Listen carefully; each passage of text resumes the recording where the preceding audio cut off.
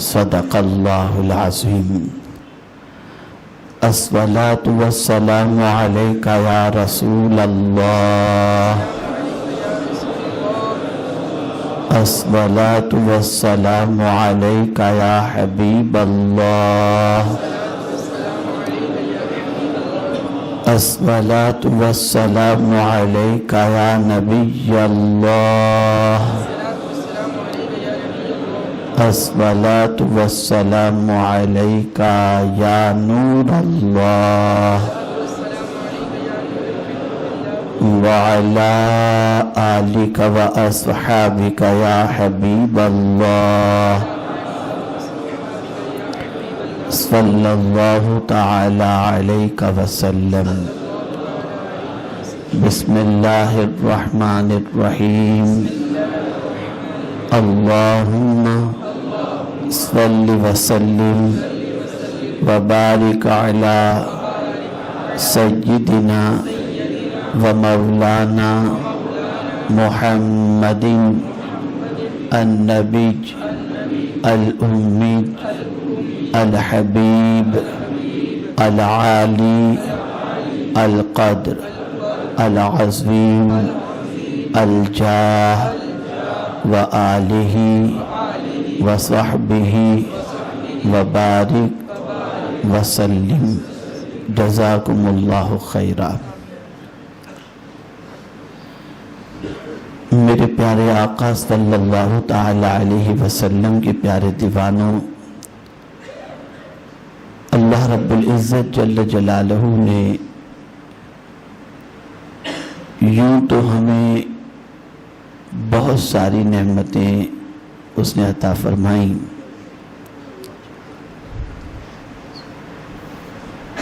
رزق کی شکل میں، جان کی شکل میں،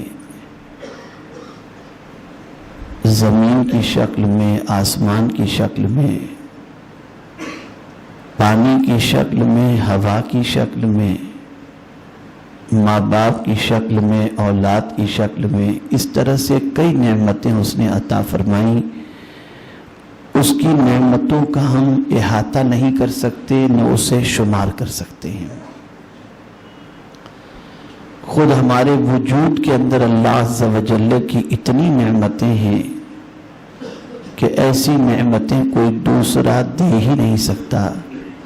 آنکھ بھی اللہ کی نعمت ہے، کان بھی اللہ کی نعمت، زبان بھی اللہ کی نعمت، اور دل بھی اللہ کی نعمت۔ اگر ہم پوری زندگی سجدے میں رہ کر کے اللہ کی نعمتوں کا شکر بجا لانا چاہیں، تب بھی کما حقہ ہم اس کا شکر نہیں بجا لا سکتے۔ انہیں بہت ساری نعمتوں میں سے ایک نعمت اللہ عز و جل نے ہمیں یوم جمعہ کی شکل میں عطا فرمائی، جمعہ کے دن کی شکل میں۔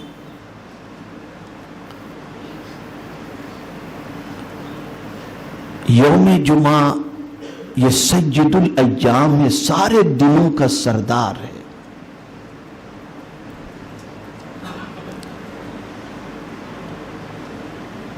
اس دن کی عظمتوں کا کیا کہنا کہ آقا کریم رؤوف الرحیم علیہ التحیۃ والتسلیم نے ارشاد فرمایا، حضرت آدم علیہ السلام کی ولادت بھی جمعہ ہی کو ہوئی، اور جنت میں بھی حضرت آدم علیہ السلام کو داخل کیا گیا، وہ بھی جمعہ ہی کو داخل کیا گیا، اور زمین پر اتارا گیا حضرت آدم علیہ السلام کو، وہ بھی جمعہ ہی کا دن تھا، اور حضرت آدم علیہ السلام کا وصال بھی ہوا، جمعہ ہی کو ہوا، اور قیامت بھی جو قائم ہوگی وہ یوم جمعہ ہی کو ہوگی۔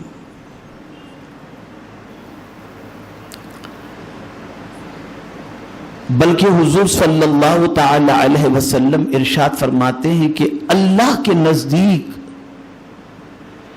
عید الفطر اور عید الاضحیٰ سے بھی بڑھ کر اگر کسی دن کی فضیلت ہے تو وہ جمعہ کی فضیلت ہے۔ عظمت والا یہ دن ہے، اتنی برکت والا یہ دن ہے کہ اگر کوئی شخص اس دن انتقال کر جائے تو قبر کے حساب سے ہی بچ جاتا ہے، اللہ اسے شہادت کا مرتبہ عطا فرماتا ہے اور پروردگار اسے جنت کا حقدار بنا دیتا ہے۔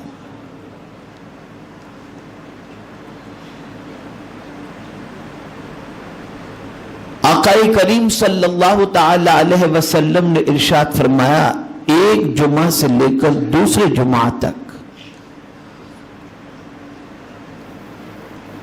جو گناہ ہوتے ہیں اللہ تعالیٰ جمعہ کی برکت سے ان گناہوں کو معاف فرما دیتا ہے۔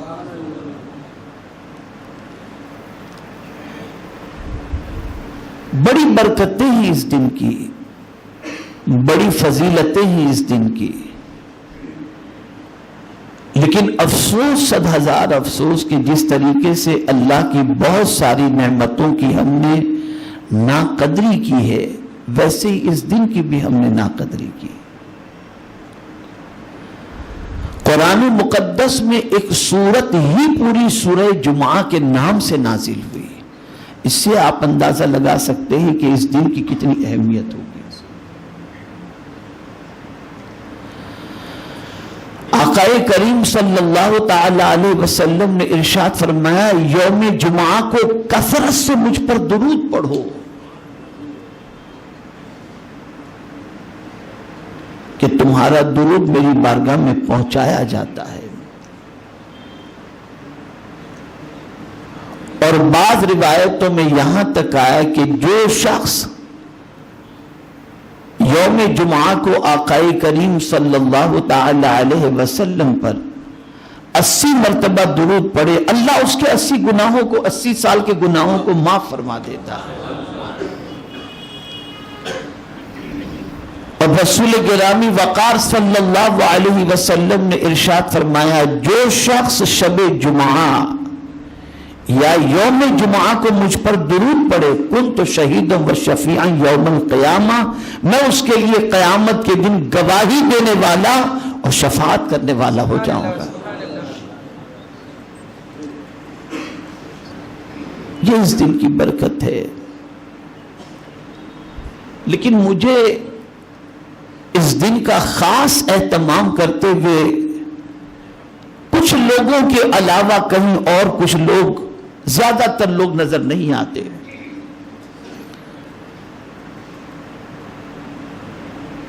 بلکہ میں یہ کہوں تو غلط نہ ہوگا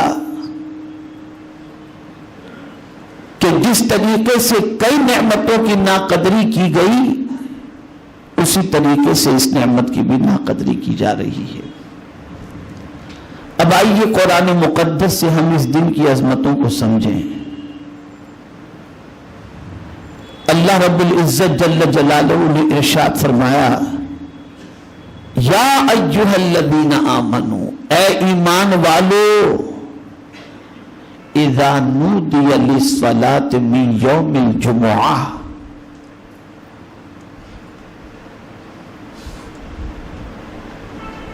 نماز کے لیے جب تمہیں یوم جمعہ کو پکارا جائے، آواز دی جائے، فسعوا الی ذکر اللہ، تو اللہ کے ذکر کی طرف تم دوڑو۔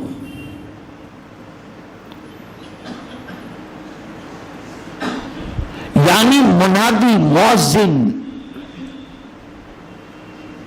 جب یوم جمعہ کو تمہیں اذان کے ذریعے آواز دے تو تم یوم جمعہ کو مؤذن کی آواز سن کر اللہ کے ذکر کی طرف دوڑو۔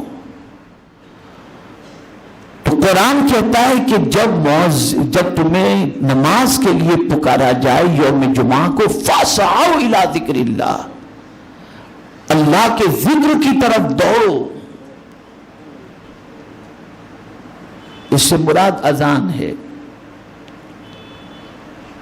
اور یہاں میں آپ کو بتا دوں کہ آقا کریم رؤوف الرحیم علیہ التحیۃ والتسلیم نے جب اپنے دور کے اندر جمعۃ المبارکہ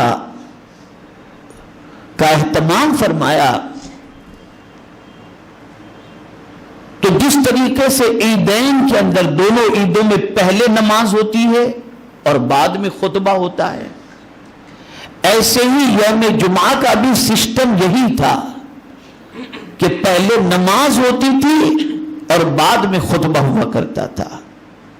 لیکن ایک مرتبہ ایسا ہوا کہ میرے آقا صلی اللہ تعالی علیہ وسلم نماز جمعہ کے بعد خطبہ دے رہے تھے، لوگ مسجد نبوی شریف میں موجود تھے،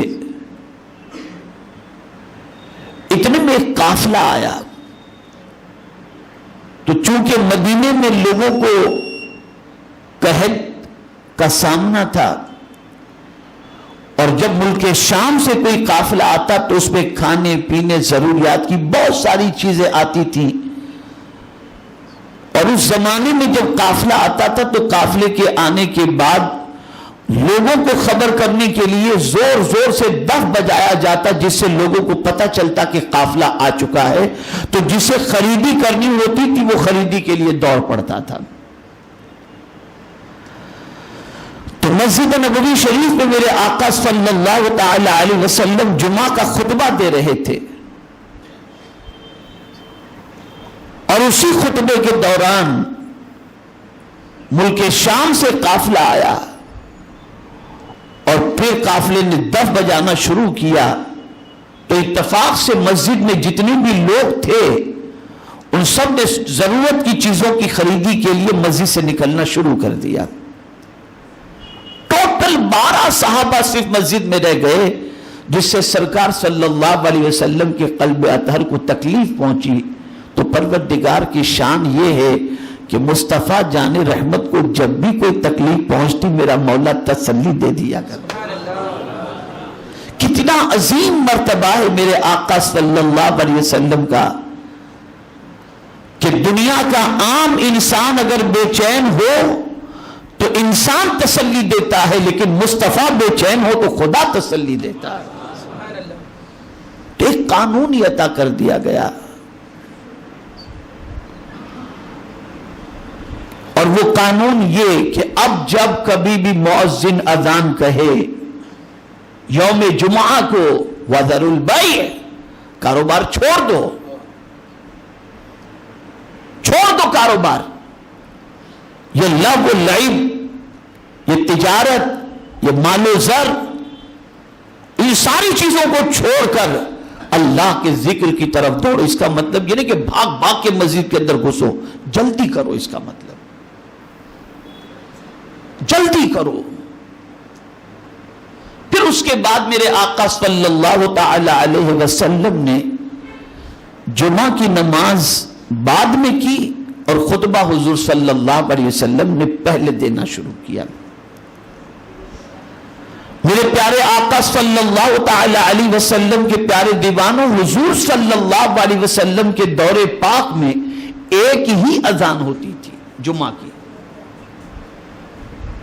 آج 2 اذانیں ہوتی ہیں، ایک خطبے سے پہلے اذان ہوتی ہے اور ایک اس سے پہلے اذان ہوتی ہے، لیکن حضور کے زمانے میں ایک ہی اذان یوم جمعہ کو ہوا کرتی تھی۔ صدیق اکبر کے زمانے میں بھی جمعہ کی ایک ہی اذان تھی، فاروق اعظم کے زمانے میں بھی ایک ہی جمعہ کی اذان تھی، لیکن حضرت عثمان غنی رضی اللہ تعالیٰ عنہ کے دور پاک میں 2 اذانوں کا سلسلہ شروع ہوا، اس وجہ سے کہ حضرت عثمان غنی رضی اللہ تعالی عنہ مسجد میں تھے، اذان ہو چکی تھی، پھر بھی لوگ نہیں آئے تھے، تو حضرت عثمان غنی رضی اللہ تعالی عنہ نے فرمایا ایک اذان پہلے کہی جائے اور اس کے بعد خطبے سے پہلے ایک اذان کہی جائے، تاکہ لوگ اگر مصروف بھی ہوں تو سب کچھ چھوڑ چھاڑ کر یہ سمجھ جائیں کہ یہ خطبے کی اذان ہے، فوراً مسجد کی طرف آ جایا کریں۔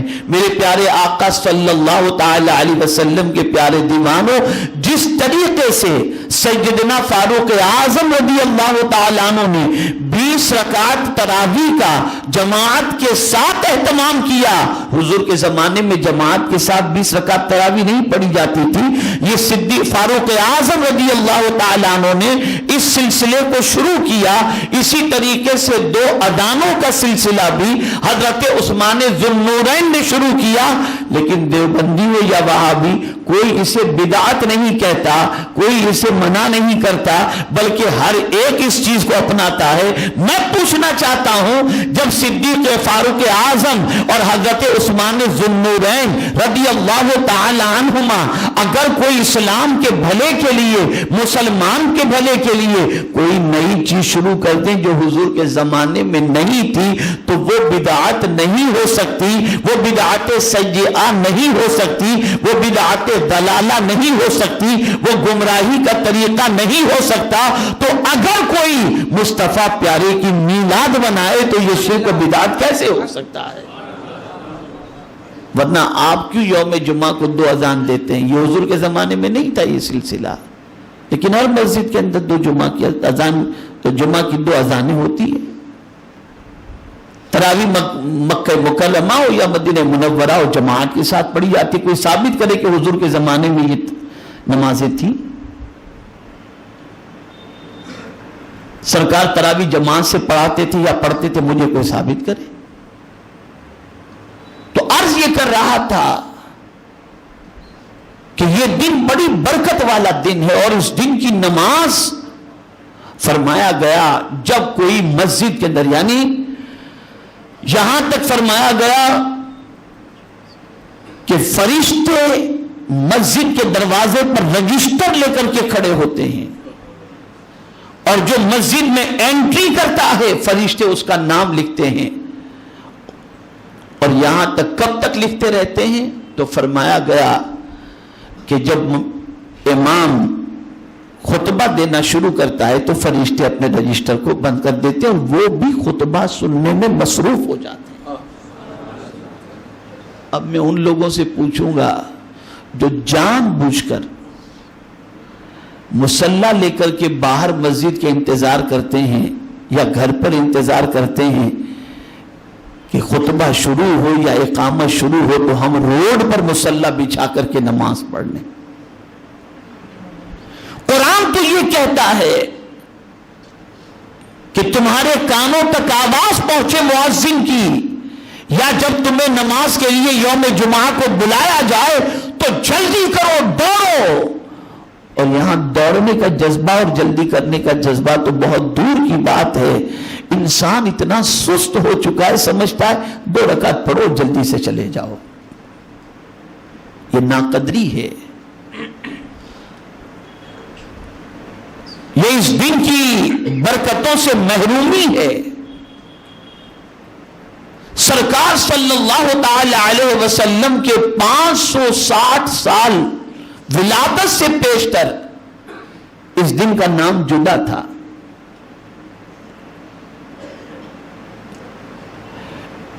لیکن اس دن، یعنی اس دن کو سرکار کی ولادت سے پہلے بھی لوگ جمع ہوتے تھے اور اپنے آباء و اجداد کی تعریفیں کیا کرتے تھے۔ جمعہ یعنی اجتماع کا دن، بہت جمع ہو جانے کا دن، لوگوں کی بھیڑ، لوگوں کے اکٹھا ہونے کا دن۔ لیکن جب حضور صلی اللہ تعالی علیہ وسلم تشریف لائے، بلکہ آقائے کریم صلی اللہ تعالی علیہ وسلم کی ولادت سے پہلے ہی آہستہ آہستہ اس کا نام جمعہ پڑنے لگا۔ اور یہ بھی یاد رکھیں، قربان جائیے میرے آقا صلی اللہ علیہ وسلم کے صدقے میں رب کی طرف سے ملنے والی اس نعمت پر کہ آپ جانتے ہیں اللہ نے حضور کی امت کو جمعہ عطا فرمایا، کسی اور نبی کی امت کو جمعہ نہیں دیا۔ ان کو سنیچر ملا، یہودیوں کو اتوار ملا، عیسائیوں کو، اور جمعہ ملا حضور کی امت کو ملا۔ جیسے ان دونوں دنوں سے پہلے یہ دن ہے کہ سنیچر سے پہلے جمعہ، اتوار سے پہلے جمعہ، ایسے ہی جنت میں بھی حضور کی امت پہلے چلی جائے۔ یہ حضور کا صدقہ ہے، یہ حضور صلی اللہ علیہ وسلم کا صدقہ ہے۔ اب وہ لوگ جو سوچتے ہیں کہ اس کسٹمر کو نپٹ لیں پھر جمعہ کے لیے جائیں، یہ کاروبار کر لیں پھر جمعہ کے لیے جائیں، تو قرآن کہتا ہے نہیں، وَذَرُوا الْبَيْعَ، چھوڑ دو خرید و فروخت، تجارت چھوڑ دو، ذَلِكُمْ خَيْرٌ لَكُمْ، یہ تمہارے لیے بہتر ہے۔ یعنی تجارت کرنا بہتر نہیں اس وقت اس کو چھوڑنا بہتر ہے. ان کنتم تعلمون، اگر تم جانتے ہو تو. اس لیے کہ تم قراءت کی پکار پر لبیک کہہ رہے ہو اور قرآن کہتا ہے خدا کی پکار پر لبیک ہو. جلدی سے مسجد پہنچ جاؤ، توبہ و استغفار کرو، تلاوت کرو، فرشتوں کے دفتر کے اندر تمہارا نام پہلے آنے والوں میں درج ہو جائے. پتہ نہیں یہ دن آنے والے ہفتے کو نصیب بھی ہو یا نہ ہو، اس لیے اس دن کی خوب قدر کرو. اور پھر جب یہ دن تم جمعہ کی نماز ادا کر لو تو پھر کیا کرو؟ تو قرآن کہتا ہے فَإِذَا قُضِيَتِ الصَّلَاةُ فَانْتَشِرُوا فِي الْأَرْضِ. جب تم نماز ادا کر لو تو اللہ کی زمین پر پھیل جاؤ. وَابْتَغُوا مِن فَضْلِ اللَّهِ، اللہ کا فضل تلاش کرو. یعنی اب تم تجارت چھوڑ کر کے آئے تھے نا، اب جمعہ تم نے ادا کر لیا، اب قرآن کہتا ہے اب جمعہ پڑھ کے باہر نکلو، زمین پر پھیل جاؤ اور اللہ کا فضل تلاش کرو، یعنی اللہ کا رزق تلاش کرو. فضل کیا ہے؟ روزی. اسی لیے جب ہم مسجد میں داخل ہوتے ہیں تو کیا دعا پڑھتے ہیں؟ اللہم افتح لی ابواب رحمتک. اور مسجد سے باہر نکلتے ہیں تو کیا پڑھتے ہیں؟ اللہم انی اسألک من فضلک. تو اب یہ فضل کیا ہے؟ اللہ کی طرف سے ملنے والی روزی ہے. قرآن کہتا ہے، رسول اعظم قرآن کہتا ہے کہ جب تم جمعہ کی نماز ادا کر لو زمین پر پھیل جاؤ اور اللہ کا فضل تلاش کرو، یعنی روزی تلاش کرو. ایک صحابی کی عادت تھی کہ وہ بہت پہلے مسجد میں آ جاتے تھے، آنے کے بعد جمعہ کی نماز ادا کر لیتے، اور جب جمعہ کی نماز ادا کر کے مسجد سے باہر نکلتے نا تو مسجد سے باہر نکل کے رک جاتے اور عرض کرتے اپنے رب کی بارگاہ میں، مولا تیرے ایک فرمان پر میں نے عمل کیا اور وہ یہ ہے کہ میں نے نماز ادا کر لی. اب میرے مولا تیرا فرمان تھا کہ مسجد جب تم نماز ادا کر لو تو اللہ کی زمین پر پھیل جاؤ، میں اللہ تیری زمین پر بھی آ چکا ہوں. اب تیرا فرمان ہے وَابْتَغُوا مِن فَضْلِ اللَّهِ، تیرا فضل میں تلاش کروں. اب میں روزی کے لیے نکل چکا ہوں، میرے مولا میرے رزق میں برکتیں عطا فرما دے. اللہ اکبر. وہ نکلتے تھے تو میرا مولا رزق کی فراوانی انہیں عطا فرما دے. لیکن نکلنا بھی کس طریقے سے؟ وَاذْكُرُوا اللَّهَ كَثِيرًا، اللہ کا ذکر کرتے ہوئے نکلو، اللہ کا ذکر کرتے ہوئے نکلو. تو میرے پیارے آقا صلی اللہ تعالی علیہ وسلم کے پیارے دیوانوں، اس دن کا احترام کریں. یہاں تک کہ آقا کریم رؤوف الرحیم علیہ التحیۃ والتسلیم نے فرمایا کہ یوم جمعہ کو ایک ساعت ایسی آتی ہے کہ اس وقت جو بھی دعا کرو اللہ اس دعا کو قبول فرماتا ہے. بعض روایتوں میں آیا اس وقت کے حوالے سے فرمایا گیا کہ امام کا منبر پر بیٹھنے سے لے کر نماز ختم ہونے تک کا جو وقت ہے وہ دعا کی قبولیت کا وقت ہے. اور بعض روایتوں میں آیا کہ عصر کے بعد سے لے کر غروب آفتاب تک کا جو وقت ہے وہ دعا کی قبولیت کا وقت ہے کہ اس وقت جو بھی دعا کرو یوم جمعہ کو اللہ دعا کو قبول فرماتا ہے. اور خاتون جنت فاطمہ الزہرا رضی اللہ تعالی عنہ کی عادت کریمہ تھی کہ عصر کے بعد اپنی خادمہ کو وہ کہہ کر رکھی تھی کہ غروب آفتاب سے پہلے میں اگر کسی کام میں مصروف رہوں تو مجھے یاد دلا دینا تاکہ میں اللہ کی بارگاہ میں دعا میں مصروف ہو جایا کروں. تو یہ بڑا مبارک دن ہے، بڑی عظمت والا دن ہے. اس دن غسل کرنا بھی بڑی فضیلت کا باعث ہے، اس دن خوشبو لگانا بھی بڑی فضیلت کا باعث ہے، اس دن صدقہ و خیرات کرنا بھی بڑی فضیلت کا باعث ہے، اس دن اللہ کی راہ میں چلنا بھی بڑی فضیلت کا باعث ہے، اس دن بیمار کی عیادت کرنا یہ بھی بڑی فضیلت کا باعث ہے. بلکہ یہاں تک کہ اگر کسی کی دعا قبول نہیں ہوتی اور اس کے ماں باپ میں سے کسی کا انتقال ہو گیا ہے، وہ شخص اگر یوم جمعہ کو اپنے ماں باپ میں سے کسی کی قبر پر جا کر ان کے وسیلے سے دعا کرے اللہ اس کی دعا کو قبول فرما دے. تو میرے پیارے آقا صلی اللہ تعالی علیہ وسلم کے پیارے دیوانوں، آج کے دن کی قدر کرو، یوم جمعہ کی قدر کرو. خوب اچھی طرح سے اس دن غسل کرنا چاہیے، خوب اچھی طریقے سے اس دن جو ہے وہ عطر لگانا چاہیے، نماز سے پہلے مسواک یا اچھی طریقے سے دانت مانج لینا چاہیے. اور میرے پیارے آقا صلی اللہ تعالی علیہ وسلم کے پیارے دیوانوں، ہمیشہ یہ بات آپ ذہن میں رکھیں، حضور صلی اللہ تعالی علیہ وسلم نے نمازیوں کو تکلیف دینے سے منع فرمایا۔ سرکار صلی اللہ علیہ وسلم فرماتے ہیں جو شخص نمازی کے کاندھے کو پھلانگ کر کے آگے جاتا ہے وہ جہنم میں اپنے لیے پل بناتا ہے۔ آپ کو اگر اے سی میں اور جلدی مسجد کے اندر پہنچنے کا شوق ہے تو ذرا جلدی تشریف لے آئیں۔ یہ لوگوں کے کاندھوں کا، عوام کا پھلانگ کر کے آنا، اس طریقے سے آنا، یہ جہنم میں پل بنانے کے برابر، یہ حضور کا ارشاد ہے۔ تو بظاہر تو یہ پھلانگ کر کے آنا ہوا، اور مجھے واقعہ یاد آ رہا ہے سرکار حضور مفتی اعظم ہند علی رحمہ جو اپنے دور کے مجدد تھے اور ولی کامل تھے، قطب تھے، شہرت کی بلندی پر تھے۔ الجامعۃ الاشرفیہ مبارک پور جب حضرت پہنچے، اتفاق سے جمعہ میں پہنچنا تھا وہاں پر، تو حضرت کے نام پر لوگوں کا ازدحام تھا، قرب و جوار کے دیہات سے بھی لوگ پہنچ چکے تھے اور جمعہ کی نماز کا وقت تھا۔ اتفاق سے پہنچنے میں تاخیر ہوئی، امام صاحب بیان شروع کر چکے تھے اور مسجد باہر کھچا کھچ لوگوں کا ہجوم تھا۔ تو حضور مفتی اعظم ہند علیہ رحمۃ والرضوان نے آخر میں جہاں جگہ ملی وہاں چادر بچھا کر کے بیٹھ گئے۔ ان کے ساتھ حضور بحر العلوم علامہ مفتی عبد المنان صاحب علیہ رحمۃ والرضوان تھے۔ انہوں نے کہا حضور آگے تشریف لے چلیں، لوگ آپ کا انتظار کر رہے ہیں۔ فرماتے ہیں مولانا مجھے آپ ایسے کام کا حکم دیتے ہو جس سے حضور نے منع فرمایا۔